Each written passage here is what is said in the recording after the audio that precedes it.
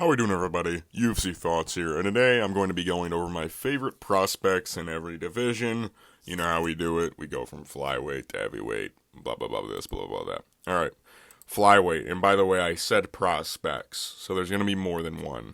I don't have a favorite. These are just some of the guys that I want y'all to look out for. Alright, again, flyweight. I'm going to put up Joshua Van and Asu Almabayev. Alright, Joshua Van, of course. He's on a lot of people's radars. He, of course, was supposed to fight Tagir Ulanbekov not too long ago. Joshua, he's kind of a marauder, man. His boxing's pretty clean. He works the body pretty well. I think his last fight, he fought Buenos. I forget the dude's first name, but he's kind of a can, not going to lie, and he got his first finish. But Joshua Van, prior to that, also beat Zhalgas Shumagulov, and then he beat Kevin Borjas, that one Peruvian guy with like the red hair or whatever. Yeah, he beat him. Joshua Van, very clean on the feet, just pretty solid overall. Asu Almabayev, he's coming off beating the biggest weight bully in UFC history, Jose Johnson, 6 foot at flyweight for no reason, just to lose to a guy who's 5'4". Couldn't be me, but Asu Almabayev, clean wrestling. My dad messaged me saying that this kid's grappling was good, and I was like, you noticed. His grappling's very clean. Good stuff from Asu Almabayev. His striking, he does throw a lot of spinning attacks. He is kind of wild on the feet, but his grappling is very clean. His control's very clean. I'm going to mention, but not throw up, Hun Sung Park. I throw him up because he had a very good debut, but he did take Shannon Ross to the second round, which we're taking Shannon Ross out in the first, okay? But, yeah, he had a pretty dominant debut. We move. Bantamweight. I think you know who's going to be the first guy I mentioned. Peyton Talbot, of course, Rinya Nakamura, and Marcus McGee. These guys are, man, Bantamweight has some fucking killers. I'm not going to throw him up, but I'm going to mention Vinicius Oliveira, too, who just fought. Him and Peyton Talbot just fought last Saturday, of course. Both won. Peyton Talbot, 19-second KO. Vinicius Oliveira beat Ricky Simone, which is pretty fucking good. But let's talk about Peyton Talbot. This guy is everyone's favorite prospect right now. It's not really that hard to, like, look at other people's videos and be like, number one, Peyton Talbot. This is the fucking guy. This is the dude everyone's looking out for. Lucas Tracy famously calls him the real Sean O'Malley. Peyton Talbot, this guy's a marauder, man. It is what he is. He walks forward, he knocks people down, he breaks them. He broke Cameron Simon pretty easily. He hits hard as shit. His stand-up's pretty crisp. He does funky shit, like on the Contender Series. Of course, he did like the back flip or the back somersault to get out of his leg being caught up. It's nuts. This guy's fucking good, man. He's good. All 3 wins in the UFC come via finish. He hasn't beat, like, besides Cameron Simon, he hasn't beat, like, crazy competition. Giannis Gamori was kind of a layup fight, but he's pretty fucking good. Rinya Nakamura, another undefeated guy at bantamweight. This dude is a monster. He was like a Olympic level wrestler, I believe. Juniors, and he mauls people, and he has insane power on the feet, even though he does throw, like, only overhands. This dude, I watch out for him. I don't know when his next fight's going to be. His last fight was kind of boring. It was against that, I want to say it was, like, Carlos Vera, I want to say is the guy he fought at, was it UFC 299, or was it 298? Let me try and find this, if I can. Not this. God, can I just... Jesus. But yeah, Rinya Nakamura is fucking...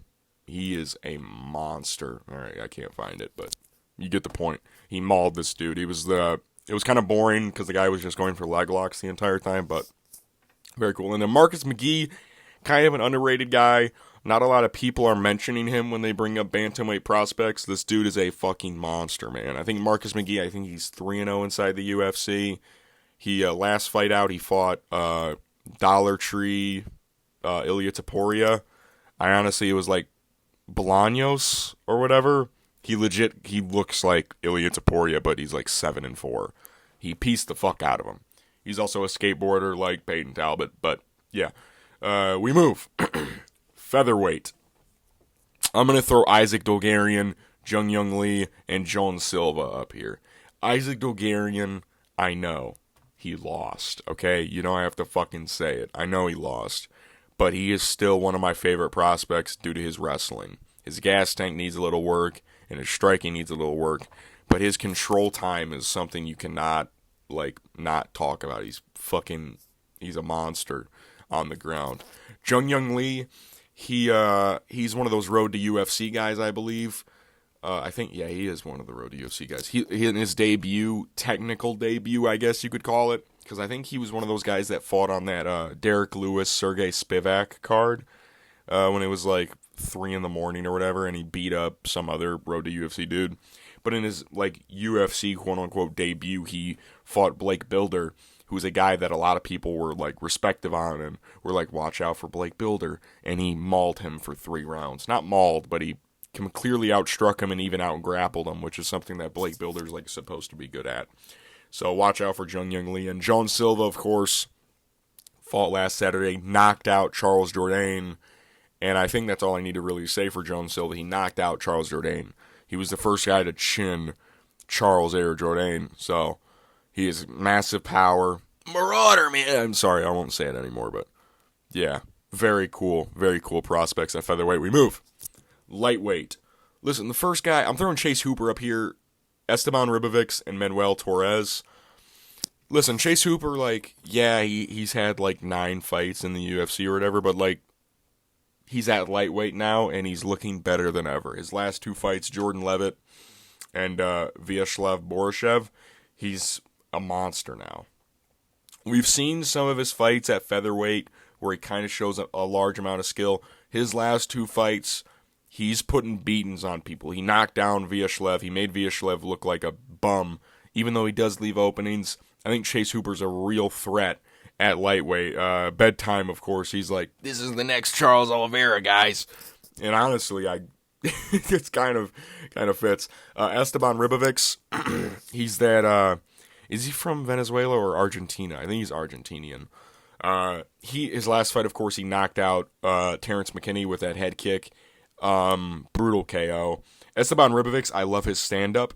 He does kind of have T-Rex arms, but his only loss, I think, in his entire career was to Loic Radzhabov, and he didn't even get knocked out by Loic. He actually went to decision. He got knocked down, but he actually hurt Loic Radzhabov pretty bad, and that was on short notice, I believe.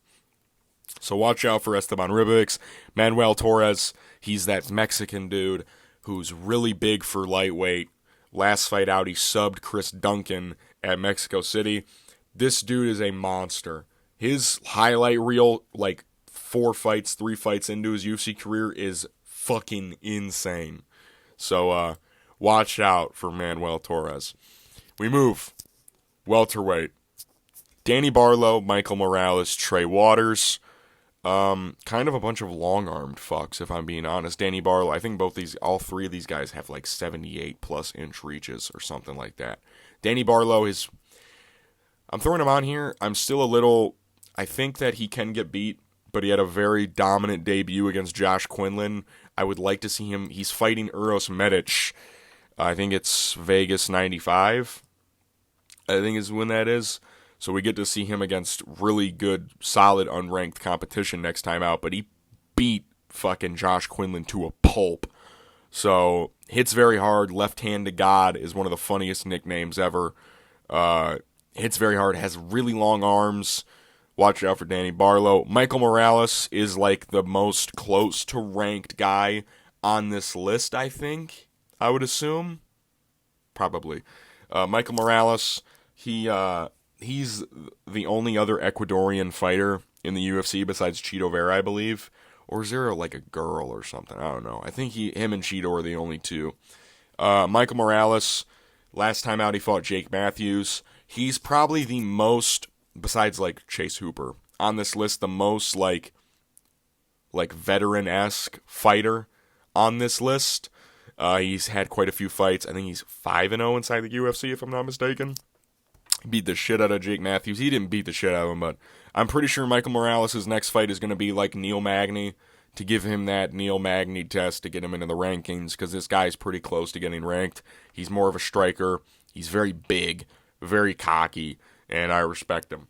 Trey Waters, I think he is tied for the tallest athlete at welterweight. 6'5", long-ass arms, knows how to use them. Last time out, he had a barn burner with fucking Billy Ray Goff.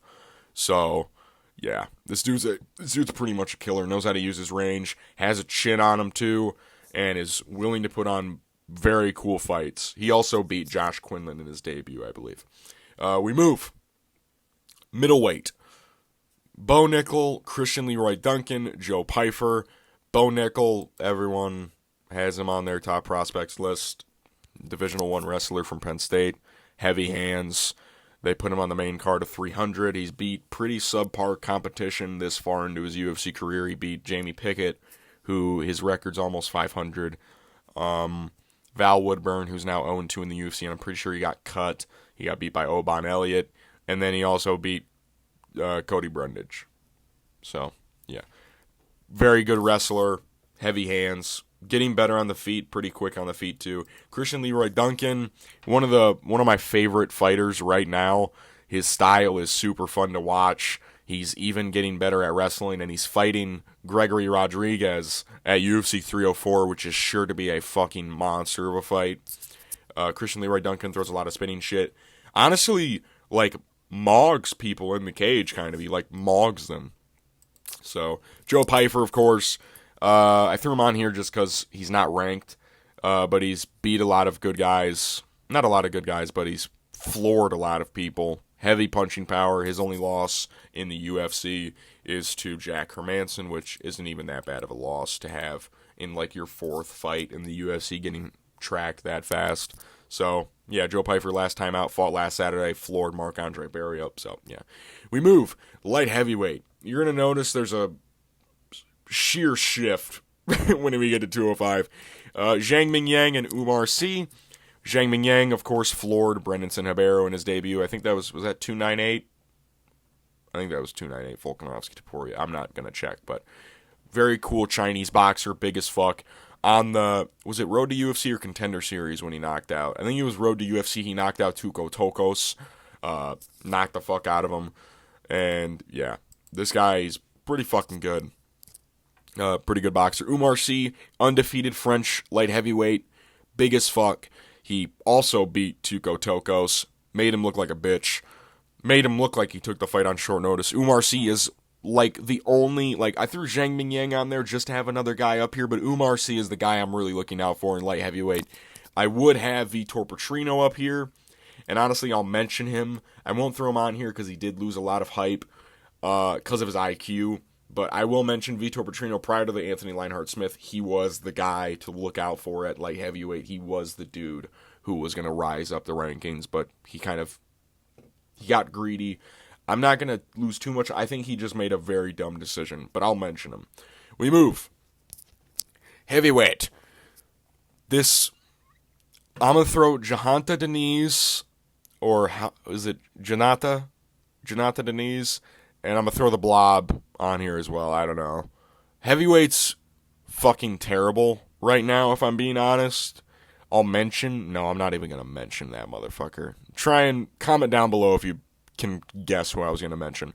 Janata Deniz, glory kickboxer, glaring weakness in his wrestling, but he got a cool KO against Austin Lane in his debut. And then Shamil Gaziev, I'm honestly throwing on here just for the fuck of it, if I'm being, just to fuck around, because I don't think he's really that good, but he was undefeated prior to fighting Rosenstruik. And, yeah, his cardio sucks. But he's going to fight, I think Shamil Gaziev is hinting at fighting at Abu Dhabi, which I highly doubt it now, because Abu Dhabi has, 14 fights on there, and if they put him on there, it'll go up to 15, I'm pretty sure. So, maybe we'll see Shamil Gaziev fight. Throw him on the main card, why don't you? But, yeah. These are some of the prospects that I'm watching out for in every division. I probably forgot some people, if I'm being honest. Bantamweight and lightweight have, bantamweight you can even throw in, Raul Rosas Jr. if you wanted, but I think the only solid competition we saw Bro go against, he kind of got folded. And then, is there anyone else? Oh, dude, I fucking forgot. Scissor Kick Boy, the Mauricio Rufy, who fought at 301. Shit. That's a guy that I'm really looking out for. Fuck, I put Chase Hooper over that fucking guy. God damn it. Anyways, yeah. So these are my favorite prospects. Again, if you guys, tell me some of your guys' prospects you're looking out for. You know what I mean? Tell me who you guys watch out for. And I'll see you guys in the next video. Peace.